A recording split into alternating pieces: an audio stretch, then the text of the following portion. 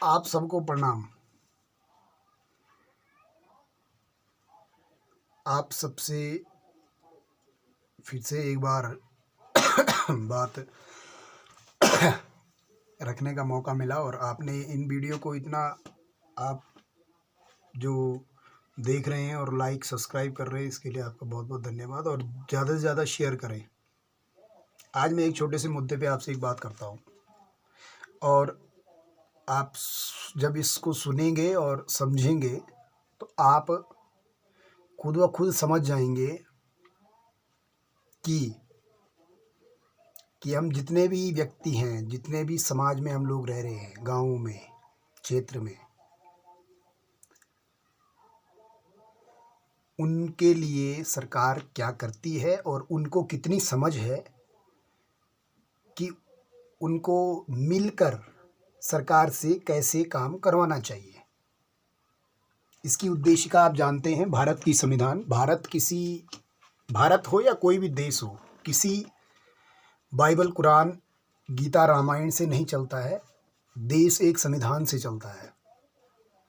और जिस संविधान की मैं आपसे बात करने वाला हूँ या कर रहा हूँ, आप जानते हैं और आप अच्छी तरह ये भी जानते हैं कि जो संविधान आप पढ़ते हैं या पढ़ते आ रहे हैं, इसको पढ़ने के बाद कितनी समझ लोगों को है, ये आपको अभी मालूम चल जाएगा।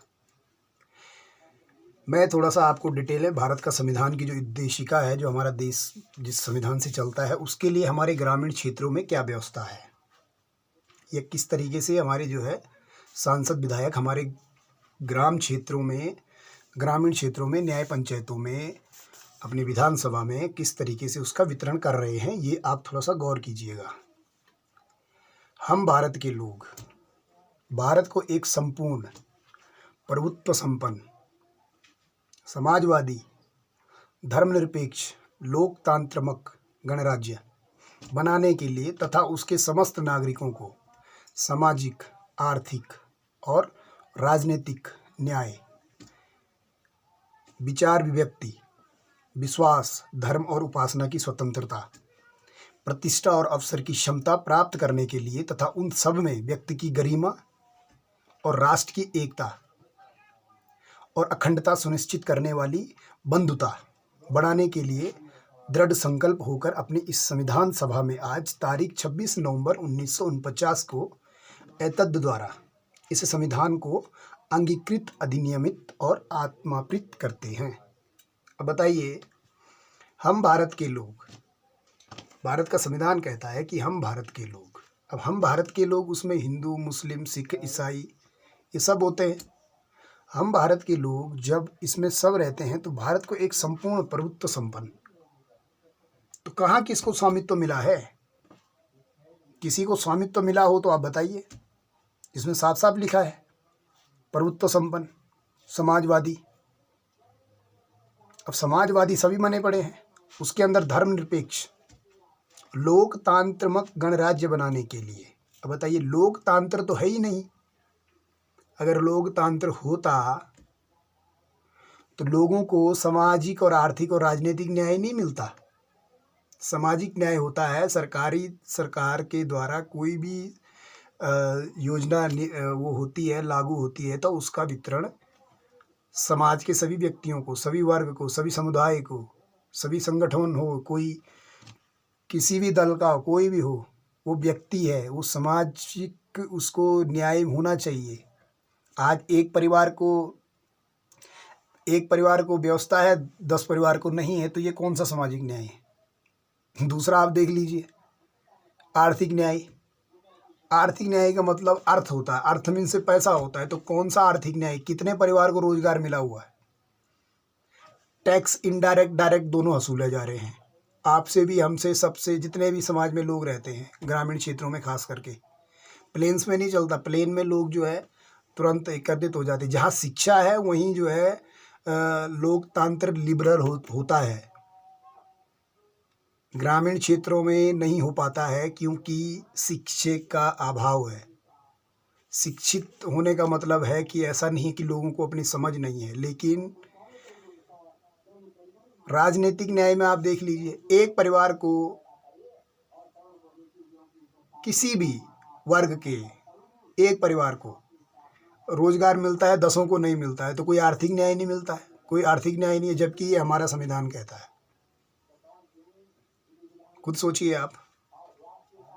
राजनीतिक न्याय, कौन सा आपको राजनीतिक न्याय है बताइए? आपके परिवार में कोई घटना हो जाए एक आम व्यक्ति की, शासन तो 5% लोगों के पास है, 5% लोगों से ज़्यादा तो वैसे भी किसी के पास शासन की पावर नहीं है।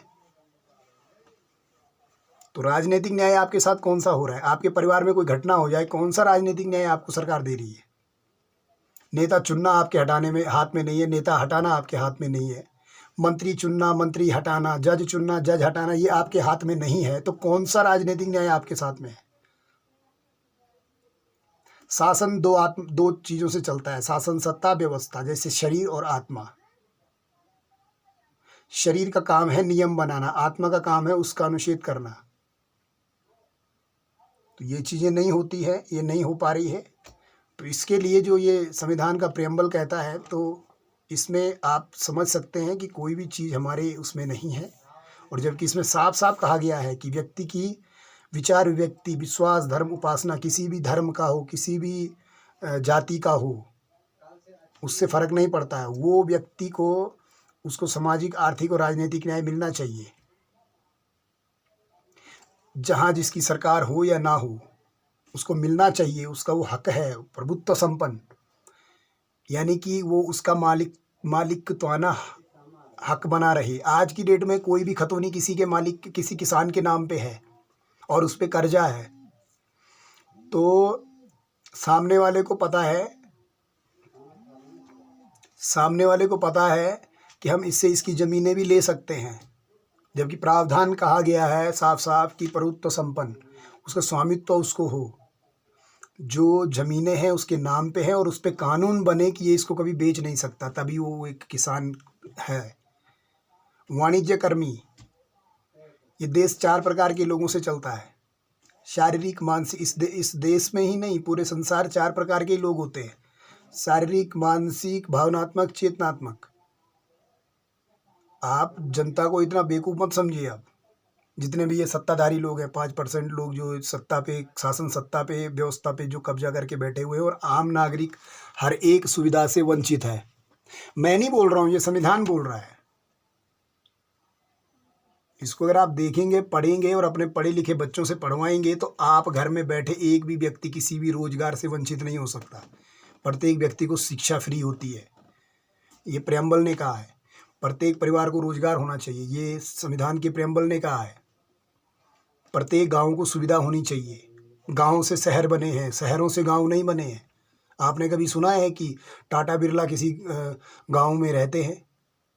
किसी शहर के रहने वाले, वो भी गांव के रहने वाले थे, शहरों में गए डेवलपमेंट के चक्कर में या लिए।